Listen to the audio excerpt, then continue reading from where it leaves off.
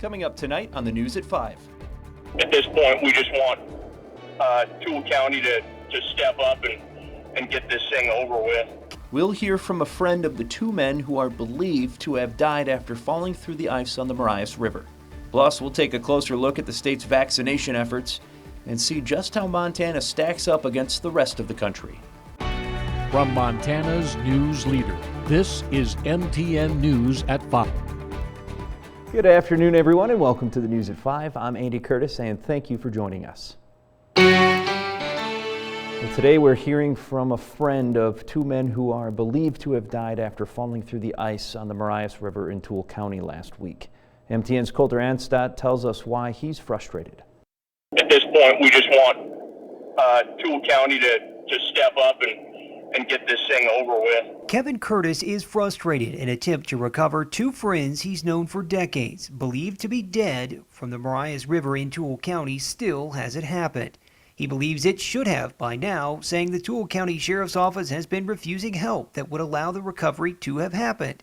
Toole County Under Sheriff Ryan Larson says that's not true. We had Cascade County up here the day of and Flathead County the day after, and we've been in constant contact with them. The two men, who Curtis and the Toole County Sheriff's Office are not identified yet, are believed to have fallen into the ice as they were driving a UTV to visit two other fishermen. It left two wives without husbands and 4 kids without dads, so you can imagine. Larson told KRTV last week and again Monday the reason a recovery attempt hasn't been made is because the sub-zero temperatures are too dangerous. Using a remote vehicle to recover the bodies was considered, but the sheriff's office decided divers need to do the recovery so a proper investigation can be done. Therefore, the air temperature needs to at least be above zero. It just comes down to crime scene factor that, yeah, this is a tragic accident, but even accidents on land are investigated as crime scenes. As of Monday, the UTV had been found in the water, but bodies had not. In Toole County, Colter Anstad, MTN News. Larson said the recovery will likely take place in the next 2 days. And Bozeman resident and elementary school principal Craig Kiddo died after being injured in an avalanche near Big Sky on Sunday. The slide was triggered around 11:30 a.m. just north of Big Sky, where Kiddo and a friend were on split boards when an avalanche broke. Kiddo was carried about 100 yards down the mountain where he hit a tree and was partially buried. He was flown to a Bozeman hospital where he later died of his injuries. The Gallatin National Forest Avalanche Center is investigating the site, but says that the snowpack in the region has been weak this season. And also it means limiting your exposure to terrain traps. So terrain traps are areas where the consequences of an avalanche could be elevated due to burial depth or trauma. Areas that we're talking about are gullies where snow could pile up deep, areas where avalanche might run through trees, and trauma is more of a likelihood there. Right now, the avalanche danger is rated at moderate in the Gallatin and Madison ranges and moderates in the Bridger range. The Gallatin County Sheriff's Office search and rescue team responded to 3 separate calls yesterday. Here's what the commander had to say about the continued concerns surrounding avalanches in the area. Considering the enormous tragedy our community just felt, our hearts go out to the family and friends of the avalanche victim, and keeping that in mind and what a terrible tragedy that is, we'd really like folks to consider the dangers of the backcountry right now and how extremely likely the avalanche conditions are to stick around for a while.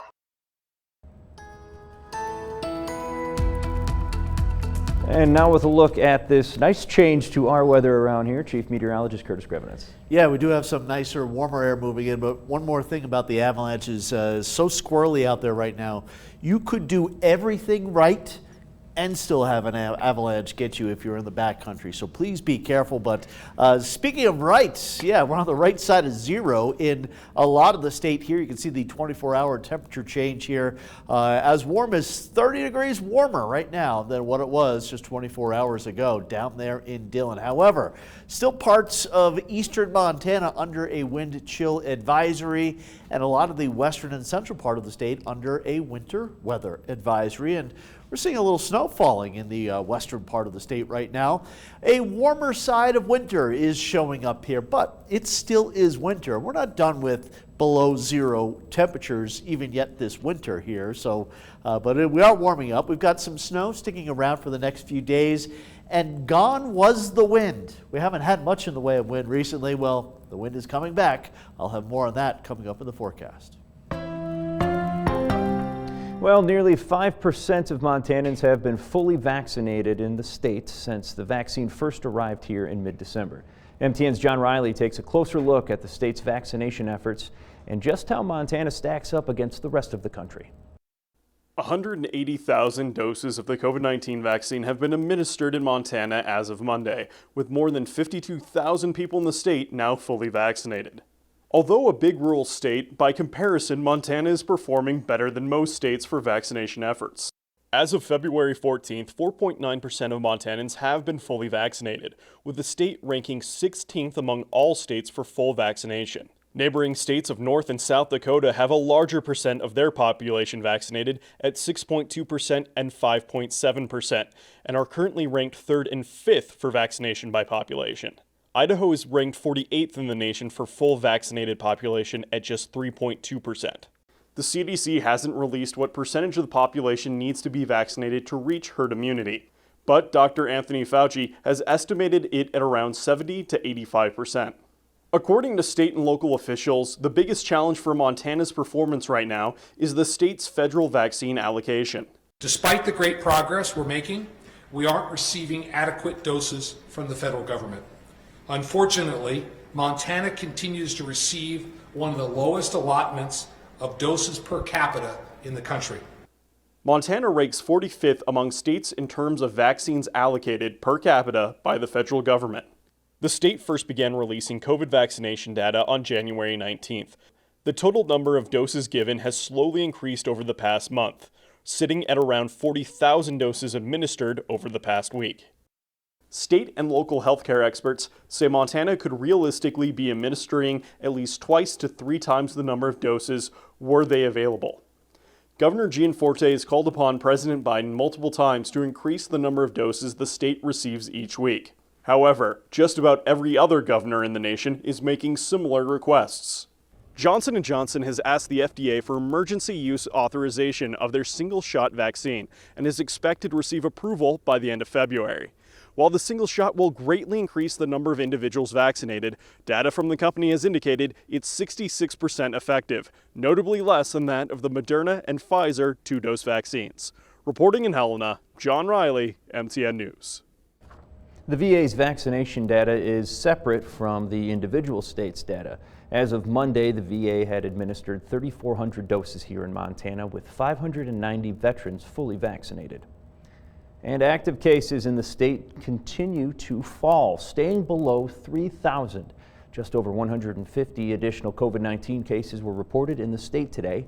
Active hospitalizations also fell. Currently, 92 people are hospitalized with the virus across Montana, but 2 additional deaths have been reported today, bringing the statewide death total to 1,341. Now, MTN does use a combination of state and local data to report COVID-19 cases and deaths across the state. A meeting is taking place tonight to begin the process of getting more emergency medical responders in Pend Oreille County. The meeting starts at 7 o'clock at the Fire Hall in Conrad. There you'll learn about what being an emergency medical responder for Pend Oreille Medical Center is like. Classes to become certified as a responder will start next month. The medical center would like to get 4 to 6 people certified, especially people who live in places like Valier and Brady and can respond quickly to the calls there. Control any bleeding, help with any airway management, that kind of stuff while the ambulance is en route. And then they could definitely go with us in the ambulance if we need the extra hands. The volunteers do get paid and are expected to be on call at least 1 weeknight a week and 1 weekend a month. For more information, click on this story up on our website, ktvh.com. And when we come back, Chief Meteorologist Curtis Grevenitz will have a complete check of your forecast, and later, where people are relocating to and the jobs that are most open to relocation because of the pandemic. With Chief Meteorologist Curtis Grevenitz. All right, welcome back, everybody. Happy Monday to you all. Happy President's Day. Hope you got to enjoy another holiday weekend day here. Looking at Monarch, we've got a little light snow around Boulder Pass in Boulder and areas close to the Continental Divide and west of the Divide. We've got some snow coming down. In Geyser right now, in Great Falls right now, 3 degrees. This is the vantage point from Geyser looking up at the high woods, which you cannot see because of some snow. But yeah, above zero in Great Falls, huzzah. And in Helena, above zero as well, all the way up into double digits here for the first time in over a week. 14 degrees right now with a little light snow coming down. Cup Bank, Great Falls, Havre, that's the area still kind of holding on to the coldest air. Cup Bank still 3 degrees below zero. But look how much of the state is above zero.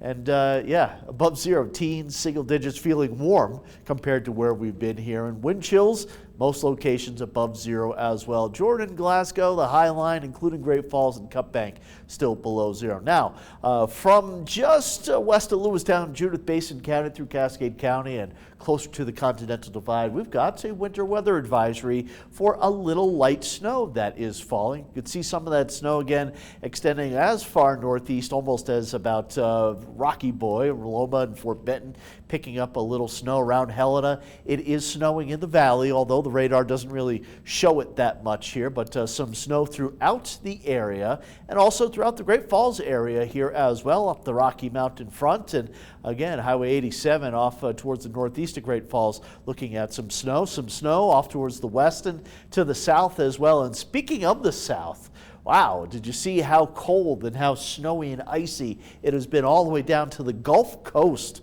of Texas and Louisiana? That's a pretty good storm with even some tornadic activity there into Georgia and Florida earlier. Look at all the winter storm warnings going from the northeast all the way down into southern Texas, and still how much of the central part of the country is under either a wind chill advisory or a wind chill warning. For Montana, a little light snow here tonight for the next few hours. And notice how some of that light snow sticks in the western and southwestern mountains as we go through Tuesday here. Mainly in the mountains on Tuesday, but Tuesday night into Wednesday morning, another little disturbance will come through and we'll likely have a little additional light snow coming through that could amount to a coating up to an inch or two in the lower elevations at best. And then some good snow showers for Wednesday afternoon and evening. So snowfall amounts in the lower elevations, light up to an inch or two over the next couple of days. And the mountains, where you see that shade of pink, could be more than 6 inches of snow. Here's the forecast for tonight.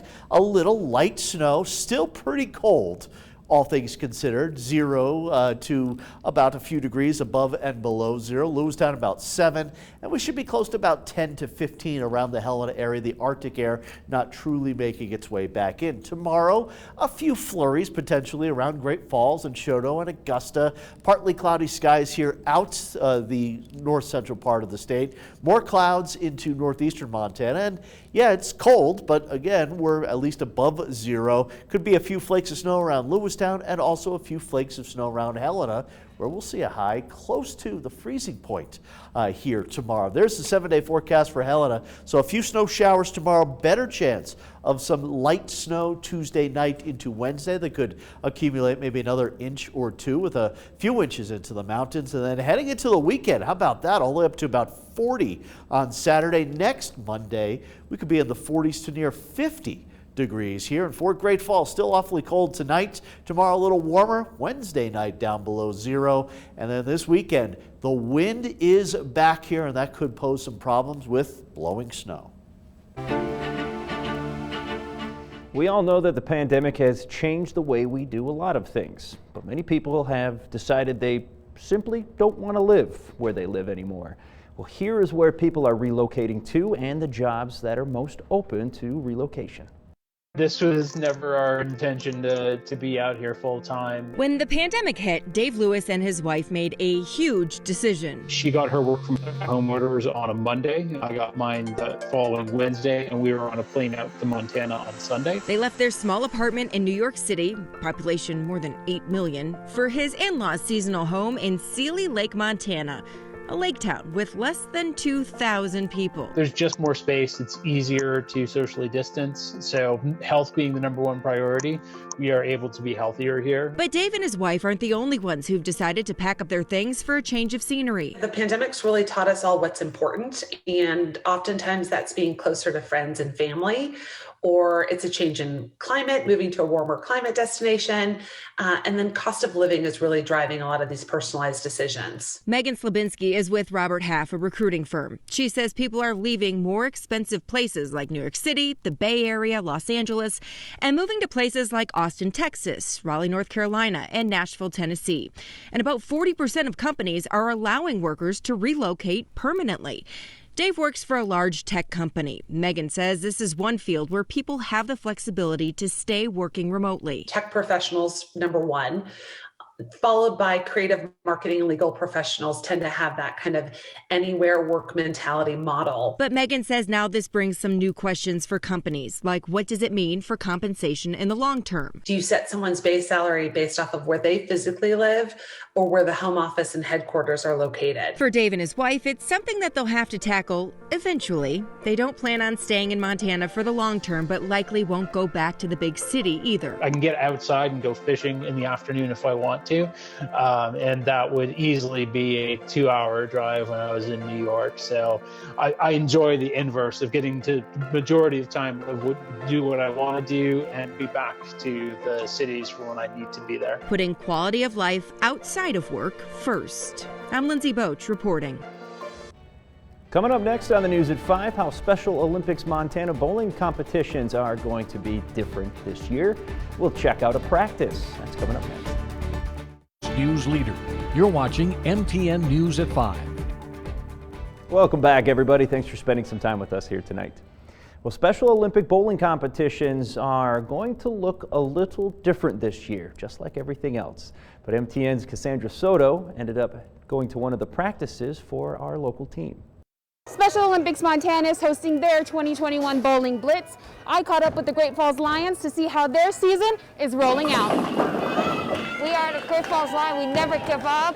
The Lions season was a bit different this year. Teams across Montana weren't able to travel and compete with the other teams. Each week they would practice in their home alleys, working to beat their own scores. It's been really nice the last 5 weeks to see the vast improvement in their form and their scores and even their attitude as we've been able to be here and bowl. The Lions had 5 athletes competing in the school-age season. Coming back to practice during the pandemic has given Lions coach Kathy Warner hope for more athlete participation in the spring. We're excited to be able to see the athletes and be able to have them participating with their friends and competing against each other and trying to improve and be better as an individual. Many of our athletes have missed Special Olympics and we've missed them, and this has been a great time to be able to come back and be able to see how it's going to work with practicing with the athletes after a break with the COVID. For Lions athlete Misty Franzi, it's not about the medal. She says she's competed too. Just have fun.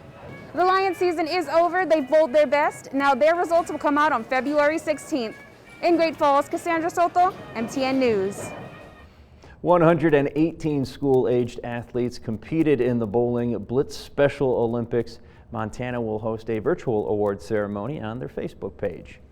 And we will wrap things up here when we come back, but first, here's a look at what's coming up tonight on the NBC Nightly News. Tonight, one of the most revealing studies yet of the stress our kids are experiencing learning in this time of COVID. Also, with slowing infection rates, some states are easing restrictions, but why we may not be out of the woods when we see you tonight. Montana's news leader. You're watching MTN News at 5. All right, welcome back, everybody. Wrapping things up here tonight with a site that doesn't really seem that strange to any of us around here. A clever European grandfather built a Valentine's Day treat for his grandkids, a floating carousel made of ice. A good use for all that ice maybe that we have around here. The granddad lives in Estonia near the Baltic Sea, and a lake, obviously, that is frozen over there, had the ice so thick that he had the idea to cut it into a circle, then attach a small outboard motor and make that ice spin. The ice carousel is 39 feet across and weighs, he says, 24 tons. His name's Ale, and he said it wasn't very complicated to build, but did require patience. He said he wanted to create something to get his grandchildren outdoors and off the computer, and by the looks of things, I think he had it all work for him. Ale has to remake part of the carousel every day because below freezing temperatures cause part of the water to freeze overnight. Have a great rest of your night, and we'll see you back here at 6.